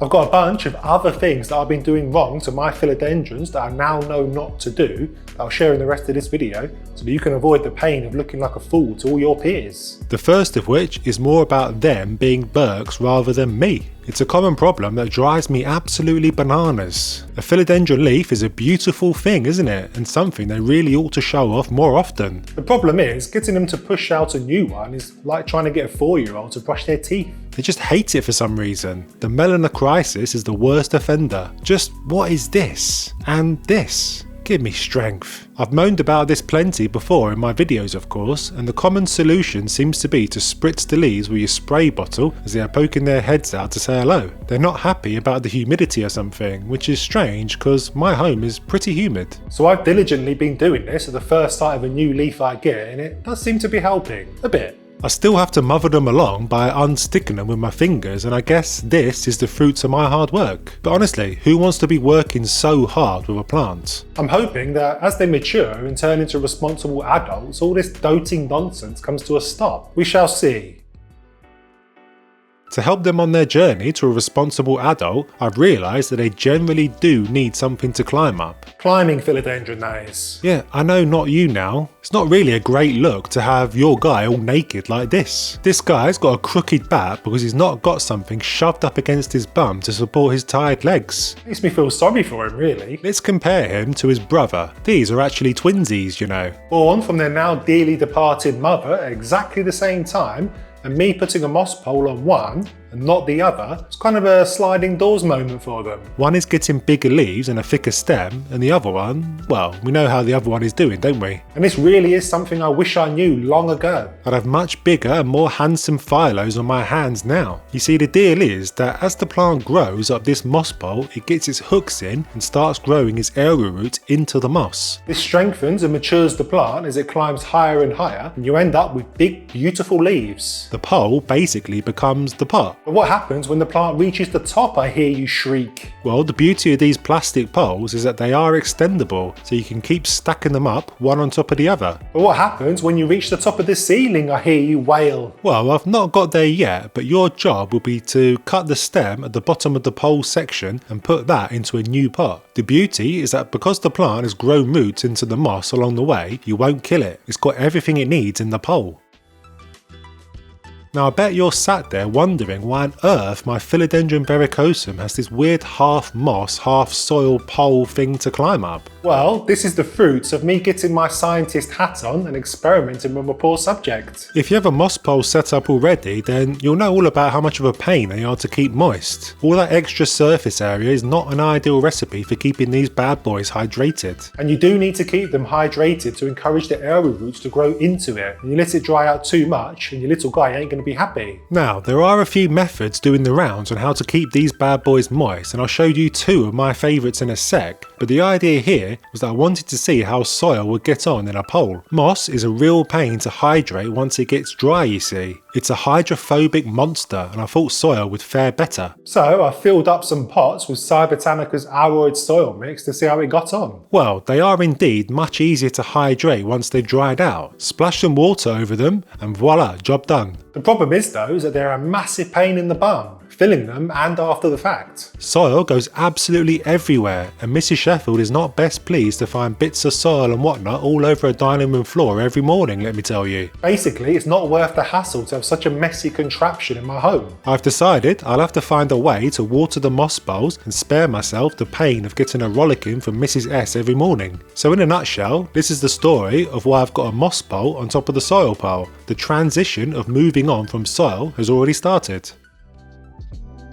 What about watering these guys then? What's the best way? Well, I've not found the perfect solution yet, but there are two methods that I quite like. The first one you'll have seen from other popular plant tubers no doubt, which is to fill up a plastic bottle, poke a hole in the top and plonk it on top of the pole to let the water slowly trickle down into the moss. This isn't bad actually. The problem I find though is that it's not the set it and forget it setup that it claims to be. Water tends to trickle down quite quickly through the moss and settle into the pot, so I end up having wet soil and only slightly moistened moss, so I have to empty the pot and then go again. I guess this depends on how much you've let your moss dry out, which is too much in my case. Too dry and water just slips and slides its way through, not really doing much to wet the moss. Method number two is one I tend to use because it involves me getting my gun out. My hose gun. I take my plant and moss bowl outside and blast the whole thing with my garden hose. It's quite fun. Everything gets soaked, the moss, the soil, the plant, the whole lot. I let everything drain fully and put him back in his home. Not only are you watering everything with a plum, but you're also cleaning the plant of dust and grime and keeping sapsuckers like spider mites and thrips at bay, It's a win-win. I must admit though that it is a pain taking all my plants on poles outside every week or so, but I do find it weirdly cathartic once I'm out there. But what if you've not got a garden? I hear you howl. Your shower will be a good bet, my plant friend. But what about nutrients, Mr. Sheffield? Watering with the hose every time won't give the plant the Weetabix he needs to grow big and strong. Well, I should have mentioned that after I'm done with all the hosing down, I do give them one last drink from the top with my large watering can that I've mixed with houseplant fertiliser. This bit is important because you do want everything that has roots growing into it to be watered with fertiliser, including the moss pole. All the roots need to be fed. All this soaking malarkey only works if two important things are in place, my plant friend. The part your little mister lives in needs to have drainage holes in the bottom to stop the whole thing turning into a swamp, and the soil mix needs to be nice and chunky. Aroids in particular love a chunky soil mix, one that mimics the jungle floor from where they were plucked from. Philodendrons are a type of aroid, by the way, and they all pretty much hate having wet feet. So this means we don't want to pot our little darling into just potting mix. This is a little too heavy, will end up giving them clammy feet. We need bits and pieces like perlite and bark to really chunk up the mix, and I highly recommend Cybotanica's mix specifically made for aroids. I switched last year and my philodendrons love it. Plus I don't have to worry about buying the ingredients separately and thinking about what stuff needs to go in and all that. It's all done for me. Plus worm castings and fertiliser is already mixed in, so your philodendrons will be happily growing for months. So I showed you this little guy with the weird leaf that looked like it came from another world earlier, and there are two things you can do when something like this happens. You can either live with it and let it bring down the aesthetics of your entire collection, giving you sleepless nights in the process, or you can do this. If something's not right, then chop it down to Chinatown. Have no fear. The Sheffield Made Plants mantra is they will always grow back, and they do. They always grow back. This is my Croton, and he's not looking too shabby, is he? I'd actually say he's becoming a rather handsome fellow. I mean, just look at those gorgeous leaves, almost good enough to eat. Though you shouldn't, because you'll end up vomiting all over the place. Yeah, these bad boys are toxic to all and sundry, so put the knife and fork down and be on your merry way. Anyway, me and Crotons have had a checkered past. We weren't good friends at all up until recently, mainly because he heard that I killed his brother many moons ago. And it's true, but in my defense, I was a noob at all this plant game at the time. Now I know much more what I'm doing, and it shows because I've actually been able to keep this guy alive,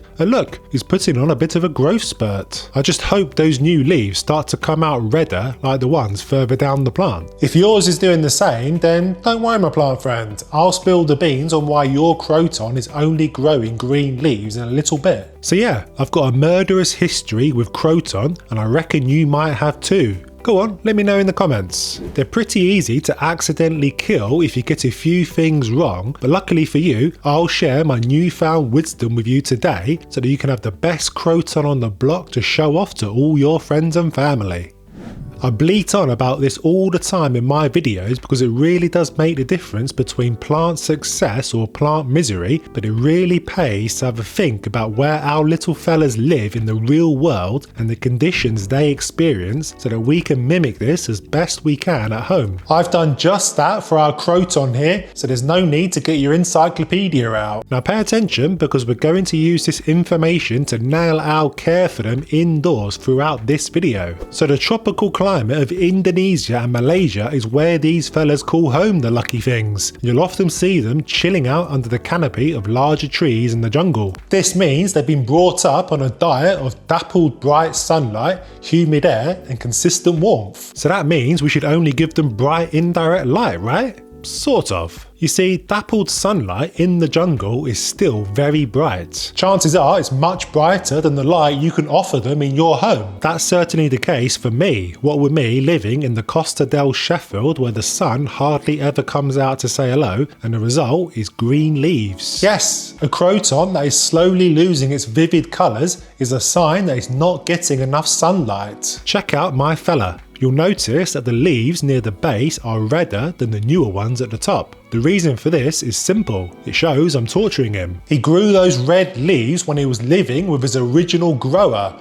probably in a nice super bright greenhouse. Since moving in with me, he's shown his grumpiness by only growing leaves with greens and yellows. And it's all because my home isn't very bright. It's amazing just how distinct that is, isn't it? You can clearly see exactly at what point he was moved from his 5-star accommodation to the slums of my home. In a climate like mine, I'd be ideally giving him a few hours of direct sun. This would really bring the colours out. And this can absolutely work for your little fella too. But if he's been existing in a dark corner of your room up until now, I'd transition him into more sun slowly so he can get used to it. Made the transition too quickly and you risk upsetting him and his leaves will start to fade or even turn brown. You might start with an hour a day in the sun for a week and then up that to 2 hours a day the following week, etc. Sounds annoying and time consuming, I know, but it's the best way to bring out those bright colours without sending him into shock. I'm fast running out of space in my home for plants, so I stuck him on this shelf in my dining room, which really isn't the brightest spot in my home. Far from it. Well, he sure did look miserable until I gave him and his best friend Ox a grow light to sit above them. And you can see which side the light faces the leaves because he's doing his best impression of a smooth criminal. To stop that, the solution is simple. To rotate him every once in a while so that all sides can soak up the vitamin D equally. Maybe turning him 90 degrees every time I water. Simples. And having this fancy grow light in this spot is a game changer. It means I can take a dark spot in my home where no plant in their right mind would be happy and turn it into luxury accommodation for these two plants in particular that love the summer sun. Now, Crotons can be a little bit fussy when it comes to changes in their environment. They've even been known to down tools and drop all their leaves when moved from one part of the house to the other. I know, fussy little aren't they? Now, like I said, they hail from the tropics of Indonesia and Malaysia, and it's not known to get particularly frosty down there, so they're not really used to having a cold draft on their neck. If they're made to hang out next to an external door that gets opened often with all that cold air coming in, they're likely to get a serious grump on. So it's best to keep them somewhere where the temperature doesn't swing all that much. They're more sensitive to this than most other plants. Mine lives well away from any external door, and the nearest window to it hasn't been opened in years, mainly because I can't get to it with that Hoya taking over that area of the room. And if you're going away for a winter break, and temps drop below 15 degrees Celsius for a long time, you're likely to come back to a Croton crying in the corner, asking where you've been all this time. Seriously, they're not keen on the cold at all. What about watering then? Should be pretty easy, right? Give them a drink every Saturday and be on your merry way. Well, not so much. As I mentioned before, it's always a good idea to refer to their natural environment and go from there like a good student. And these bad boys are found in the hot, humid jungles of Indonesia and Malaysia, where they experience periods of feast and famine. This means they get rained on like it's no tomorrow, and then dry out relatively quickly from the high temperatures. The humid air means that they live on soil that is consistently damp, but they never sat in saturated soil for long. What does this mean for us then? Water every day? Well, not so much. Keeping the roots saturated will only make them rot and kill off your beloved plant. Instead, aim to keep the soil damp but not wet. In my experience, Crotons can get a bit fussy when allowed to dry out too much and certainly hate being kept in a swamp. Here's my approach. I whip out Mr. Sheffield's favourite gadget in the whole wide world, the moisture meter, which you can find on my Amazon page by the way, and probe that sucker a bunch of times until the reading shows moist going on dry. Don't get me wrong, it doesn't have to be an exact science. Your plant won't spontaneously combust if you let it get dry, but the optimum range is just getting into the dry zone. This way the roots stay hydrated enough and you avoid them staying constantly wet and rotting. Aim your probe at least halfway into the soil too. If you're only probing the top and it reads dry, then there's a good chance it's still wet further into the pot where most of the roots are hanging out. When it's time to water, then do so deeply, my plant friend. You can't give it enough at this point. Overwatering is much more about frequency than volume. Drench that sucker until it's blue in the face and it'll be just fine. Trust me, we want all the soil to be wet. A little dribble here or there and chances are most of the soil will still be dry, not a happy bunny. Now, it's always a fantastic idea to check the health of the roots roughly every year to make sure there isn't anything sinister going on like rot and that everything is looking like it should. Remember, healthy roots should be beige and plump and not black and mushy. As you can see, the roots of my plant are coming out to say hello at the bottom of the pot, and you might think this means it desperately needs a repot, but this isn't always the case. I bottom water my plants, and this tends to draw the roots out of the bottom of the pot where the water is. Giving the pot a squeeze and it feels like there is still room to go, and pulling its trousers down, we can see it's pretty much fine. It's not a mass of roots with no soil, not at all. And this is exactly what you want to see from healthy roots. Beige and plump, good enough to eat. If anything is looking black, then you should cut it out, give it a wash and spray with hydrogen peroxide to kill the bacteria and repot into fresh soil. Plants normally bounce back from the trauma we inflict on them, so there is hope if this is happening to yours. When it does come to soil, you really want to pop your little fella into a mix that is nice and free draining. Heavy clay-like soils ruin roots. There's just no air for them to breathe, and this is the most important thing about it. Roots don't go rotten from too much water, no, it's the lack of oxygen that does the damage. Keeping a plant in just soil is the worst thing you can do for this very reason. So how do we add oxygen to the soil? It's as simple as using lighter materials like coconut coir, perlite and pumice. These materials increase the air pockets around the roots and they won't suffocate them when we add water. Now your Croton needs his tin of spinach just as much as you, me and Popeye to grow big and strong. This means that you should be feeding him with a decent fertiliser while he's growing. The when he's growing part is the bit that seems to flummox lots of folks, and it's because we're often told not to fertilise during the winter. The problem is though that that's a blanket care tip that's a little flawed. If your plant is growing at all during the winter, then you should absolutely continue to feed it. This is especially true if yours happily lives under a Santi grow light like mine. If your winters tend to be very dark and gloomy like yours truly, then growth may well have slowed to a snail's pace, in which case you should stop giving him his tin of spinach. And what feed should you give? One that is heavy on nitrogen, since all we're really after is good leafy growth. Luckily for us, most all-purpose or houseplant specific feeds tend to be nitrogen heavy anyway. Houseplant Focus by Growth Technology, which is the one I use, and Miracle Grow certainly are. And if you're not feeding your Croton, then growth will probably be slow and you may start to see some yellowing leaves, so something to look out for. Now you might be thinking that because this guy naturally hangs out in the humid jungles of Indonesia and Malaysia, that he loves himself a bit of high humidity, and that because your house is low humidity, you're destined to fail with him. Well, try not to worry too much, my plant friend. Yes, it's true that they do like a bit of high humidity because it's what they're used to, but they can absolutely adapt to growing homes with lower humidity. In my experience, the thing that really upsets plants is inconsistent humidity. You know, living right next to a hot radiator in the winter probably isn't going to do it any favours, but keep it somewhere where the environment doesn't swing too much, it'll probably be fine. The UK tends to be fairly humid, but I keep mine well away from any radiators during the winter and he's happy as Larry.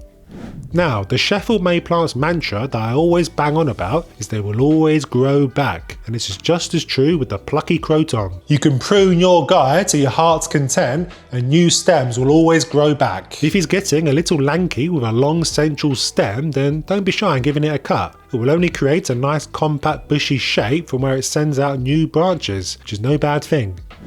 Sadly, Crotons get afflicted with pests just as much as any other houseplant. They tend to be magnets for sap-sucking suckers like spider mites, and this is particularly a problem if you live somewhere warm and dry. You're looking for very fine, wispy webbing on the underside of the leaves and stems that travel small distances. Grab a light and go hunting if you notice mottling on the leaves. And of course, that damp soil I mentioned earlier is just perfect for the most annoying of all creatures, the pathetically puny fungus gnat, to make hay and have a party. It feels like I've dedicated my entire life to finding out the best way to destroy these suckers, and I finally landed on something that beat the little gits when I nearly lost all hope. And no, it wasn't neem oil or mosquito bits. To find out what it was, you should definitely watch the video linked on the screen now, and subscribe for more fun. See you next time.